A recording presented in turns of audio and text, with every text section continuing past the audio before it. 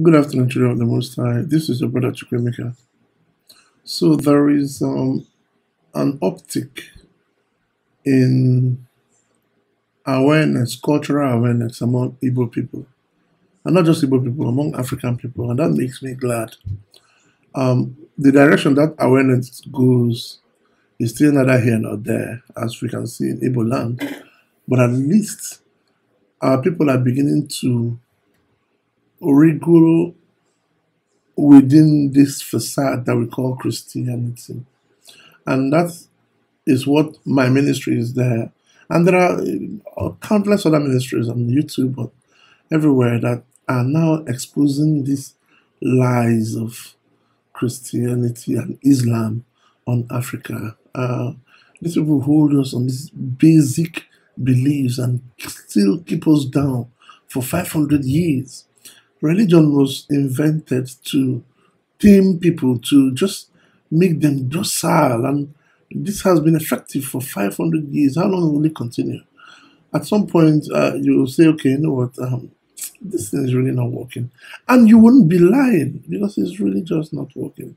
How bad can our societies get before you open your eyes?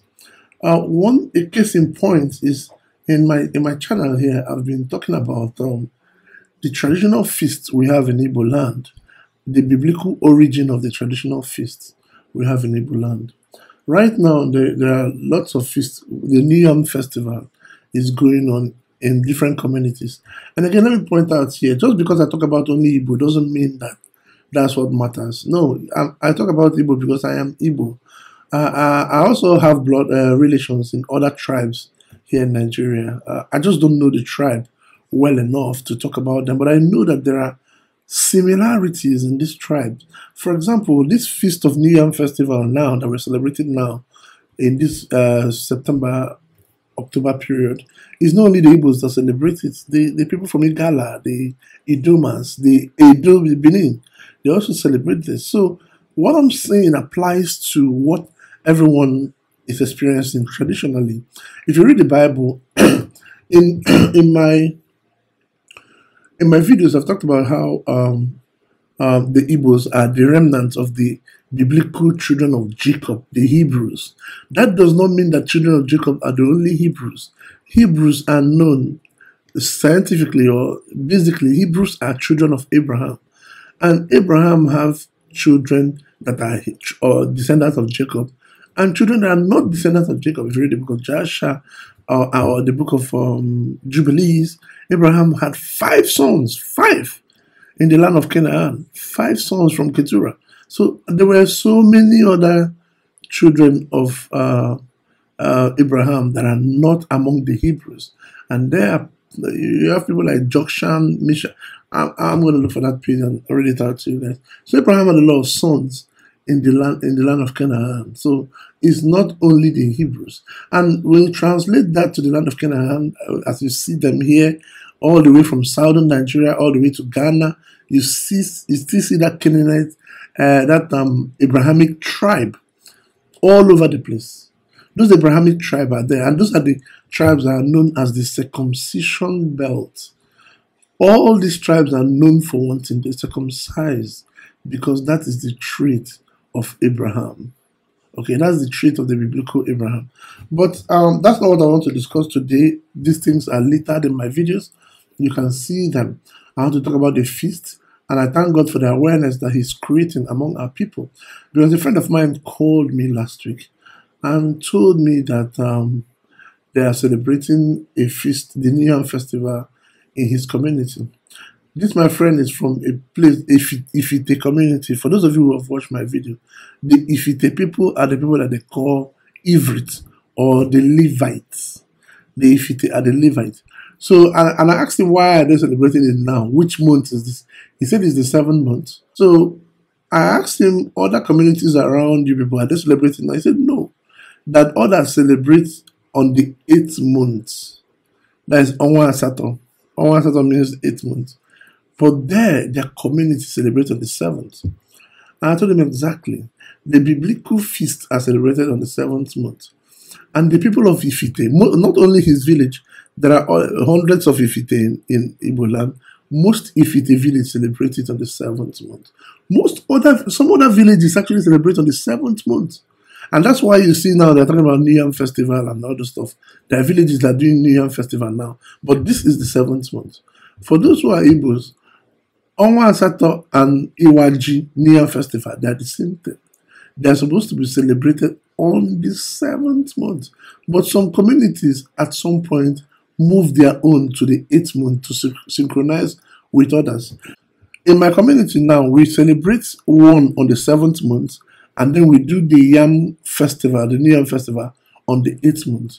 So I now asked my grandmother, why do we have two celebrations? He said, no, it's not two, it's actually one. The one we celebrate on the 7th month is supposed to be the main New Yam Festival. But this is what happens. Apparently in Igbo land, if you are celebrating New Yam Festival and a titled man comes to visit you, and also anything comes to your house, it's customary to give the titled man a chicken. You know, on he'll come and bless you guys and eat and celebrate with you guys. It's a day of celebration where people eat together, and on their way when they're going, you give them chicken. So it turns out, but if that title man has already celebrated New Year Festival, you're not obligated to give him or her a chicken or any other gift, a parting gift. So if our community celebrates on the 7th month, a whole lot of other neighboring communities around us, in fact, she specifically mentioned people from Nando. Whether the Nando village, they will just come to our community, whether they are title holders or not title holders, they will come. Even those that are not also, they will find a rope and tie on their leg and come. And then we'll give them chicken. But if we have celebrated it in the 7th month, and on the 8th month they are celebrating, if we go there to their communities, they are not obligated to give us chicken. So economically we are losing in terms of chicken, because they come first and celebrate with us, take chicken and then go, and when we go there, we don't come back with chicken. So the villagers say, you know what, we are going to move this to the 8th month. And on that 7th month, for them to still remember that this is actually done on the 7th month, the celebration was renamed Arocha Achinye, which means you roast the yam and you keep it and wait till the next month. It was a very funny thing anyway. She just laughed about it. But that was how we ended up having two feasts in just back-to-back months, month 7 and month 8. But originally it's month 7, and that synchronizes with the Bible. So this is a snapshot of the calendar, the Hebrew calendar, which I've sent out to a number of people since we developed it in 2016. This is how it rhymes with the Gregorian calendar of 2021. The Feast of Tabernacles, or this is actually celebrated for a full week. Different people can pick any day in that month and celebrate their Feast of Tabernacles, or as they call it in our communities now, the New Yam Festival. Children of God, it's important to note that the word New Yam Festival is not an African word, it's not an Igbo word, it's not Edo word, it's not Efik word, it's not Calabar word. It's an English word. It's what the English people called the feast that we celebrate. They just called it New Yam Festival, as if we are, Europeans, they have a lot of festival around food. They have the pumpkin festival, the Mardi Gras wine festival, Oktoberfest, whatever. They have all those. And so they try to bring a similarity to what we are doing. That's why they call this New Yam Festival, because mainly it's done with yam. It's not just yam specifically, it's done with the cash crop. So I've stated this before, but let me show you the biblical reference of that feast in the Bible, the New Yam Festival. One thing about the New Yam Festival, and anybody who is Igbo or from any of these tribes that celebrate it will tell you, if you plant yam and you harvest it, you don't eat the harvested yam until that festival has been done. You don't eat the harvested, you don't eat it. If you plant yam and you go to the farm and start harvesting, you can't eat that one you've harvested until it has been done. And I remember when I was really young, there were no phones, of course. We have to get messages from the village. manually somebody has to go to the village for us to know what's going on. So my father will send a message to the village to find out if the New Yam festival has been done, so that he can eat yam. And we were living in locations where people bring yam to us and all those stuff. And we won't eat those yam until our community have done this Iwaji festival. So we will send the message, and even if they've done the one in the 7th month, we still won't eat it until after the one in the 8th month. And my father was just doing it because that's the way he was brought up. My father never really cared about traditional practices. He's a staunch Christian and all this stuff. But that's the way he was brought up. That tells you that in our communities in those days, even the Christians and the non-Christians, we kept these traditions because it's the way we were brought up. So that's the thing about the New Yam festival.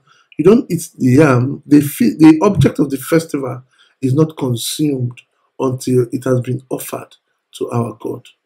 And this is clearly in the Bible. Let's go to the book of Leviticus. In the book of Leviticus, chapter 23, it is in the book of Leviticus 23 that the Most High explained to Moses to tell the Hebrews how the feast shall be celebrated. And the Most High was very clear. I mean, if the Bible should be believed, the Most High was very clear that these feasts are eternal in all our dwellings, wherever we live, whether you live in Kotangura or whether you live in the North Pole. This is how the feast should be done annually. Let's go to, and there are lots of feasts, and those feasts can be seen here. Here it talks about the feast of the Lord. These are the feast of the Lord, even holy convocations, which you shall proclaim in their seasons. Okay, there are no specific dates. We are not hidden. We don't say, okay, February 14th, celebrate this. No, there are no specific dates. There are seasons. The feast of the Most High is the feast of nature. And when that time of nature come around, that season calls for a particular feast or celebration. It talks about the feast of Passover, which is on the 14th day. And it talks about all the things that have been highlighted here in this calendar. This was the one for 2020, this 2021. And for the first month, for this year, the first day of the month was on the 14th of March. And on the 14th day of that month, which is the 27th of March, that's when you have the Feast of Passover. And then the Feast of Unleavened Bread, which is a week-long celebration, started on the 15th all the way to the 3rd of April. So that's how the feasts are done. In this calendar, I just marked them out in green, or the feast days. In the 2nd month, there's nothing. In the 3rd month, you can choose what you want to do there, and they're all written down. The next one is on the 7th month. The first day of the 7th month is the Feast of Trumpets, and on the 10th day of the 7th month is the Day of Atonement. It's an important day of fasting. Then, from the 15th day to the 22nd day is the Feast of Tabernacles, and that's the feast that coincides with what the Europeans call today the New Yam Festival. Let's go to Leviticus chapter 23 in verse 14 and see that. It said, let's start from verse 13, where it talked about the Feast of Tabernacles. It said, and the meat offering thereof shall be 10 deals of fine flour mingled with oil, an offering made by fire unto the Lord for a sweet savor. And of course, those of us who are traditionalists who have seen this done, we know that whenever we are doing this New Year festival, there is always a burnt offering that is done at the Obi. The Obi is the head meeting place for the kindred, the Umunna, where they meet. It's called the Obi. The Obi basically means dwelling, where you live. So, in every Umunna, there will be, they have a burnt offering that is offered to their God, to the Most High, and that is done there, where there's a burnt offering. And that's what it says that the Bible says, an offering made by fire unto the Lord for a sweet savor, and the drink offering thereof shall be of wine, the 4th part of a hin. Again, these are normal in Igbo feasts. There is a burnt offering and there is drink, and that's all you need. You don't need balloons, you don't need trees, you don't need star on top of the tree. We don't need all those things. to celebrate Igbo festivals. We don't need masquerade. We don't need anybody dancing around.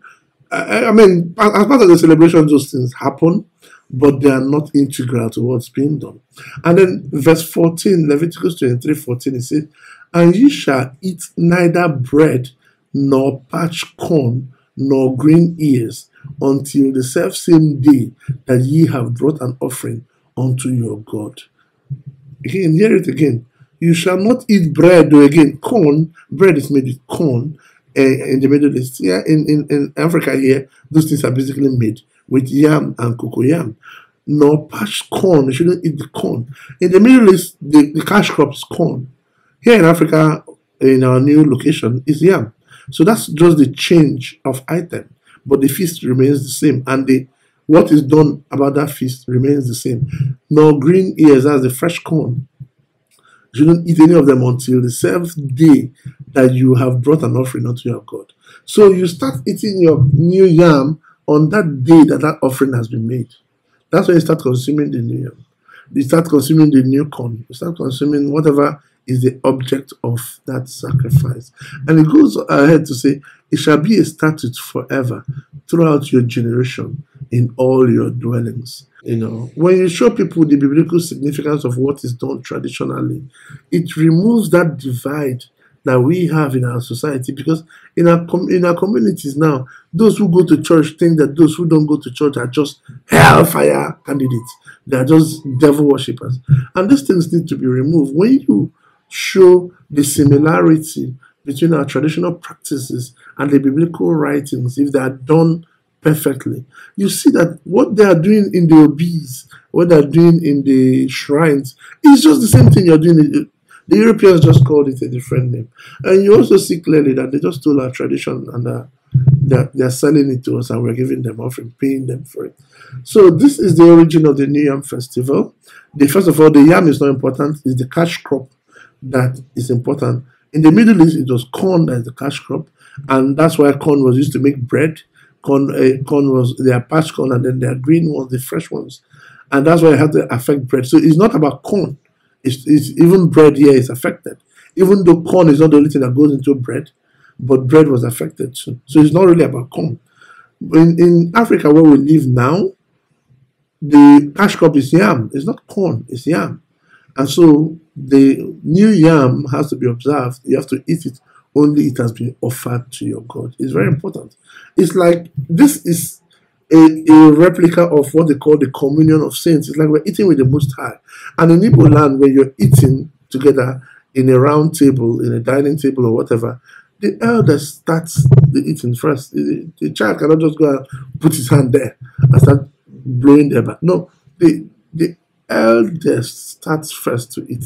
And it's just the same thing here. If we're sitting down in a round table with the Most High will eat the yam first before we eat it. It's just simple courtesy, and it's pleasing to the Most High. So that's the origin of the feast. If you and your family have not done that, try and see if you can. It doesn't really cost much. Even if you didn't plant the yam, a lot of us don't plant yam now, myself included. But get a new yam, you can get it anywhere, and celebrate the feast with your family. Invite your friends. I invited a number of friends of mine who were supposed to celebrate it this year.